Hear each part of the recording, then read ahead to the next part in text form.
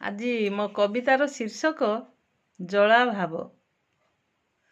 ବୃକ୍ଷ ହିଁ ଜୀବନ, ଜୀବନ ହିଁ ବୃକ୍ଷ, ବୃକ୍ଷ ହିଁ ସକଳ ଆଧାର, ବୃକ୍ଷ ବିନା ସୃଷ୍ଟି ପ୍ରଳୟ ଘଟିବ, ଏଇ କଥାଟି ବିଚାର।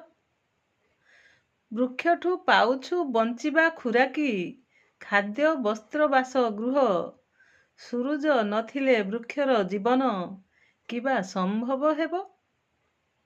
ସୂରୁଜ ତାପରେ ଜଳ ହୁଏ ବାଷ୍ପ, ଧରଣୀ ଶୁଷ୍କ ହୁଏ, ଜଳ ଚକ୍ର ବଳେ ବଳିୟାନ ହୋଇ ବରଷା ଅଜାଡ଼ି ଦିଏ।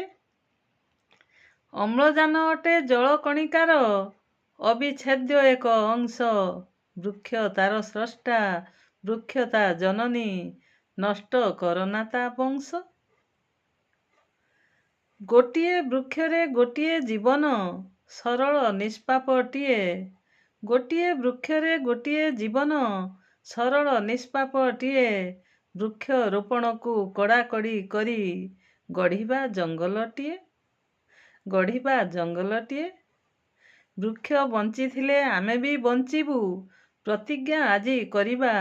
ବୃକ୍ଷ ବଞ୍ଚିଥିଲେ ଆମେ ବି ବଞ୍ଚିବୁ, ପ୍ରତିଜ୍ଞା ଆଜି କରିବା। ଶୁଭ ଜନ୍ମଦିନେ କେକ୍ଟେ ନ କାଟି, ଶୁଭ ଜନ୍ମଦିନେ କେକ୍ଟେ ନ କାଟି, ବୃକ୍ଷଟେ ରୋପଣ କରିବା, ବୃକ୍ଷଟେ ରୋପଣ କରିବା।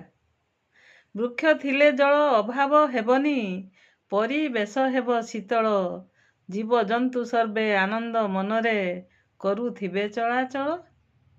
ଜଙ୍ଗଲର ସୃଷ୍ଟି ଜଳ ଉଦ୍ଭାବନ, ଏ ହେଉ ଲକ୍ଷ୍ୟ ଆମର। ଜଙ୍ଗଲର ସୃଷ୍ଟି ଜଳ ଉଦ୍ଭାବନ, ଏ ହେଉ ଲକ୍ଷ୍ୟ ଆମର।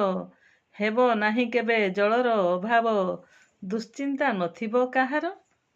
ହେବ ନାହିଁ କେବେ ଜଳର ଅଭାବ, ଦୁଶ୍ଚିନ୍ତା ନଥିବ କାହାର, ଦୁଶ୍ଚିନ୍ତା ନଥିବ କାହାର। ଧନ୍ୟବାଦ।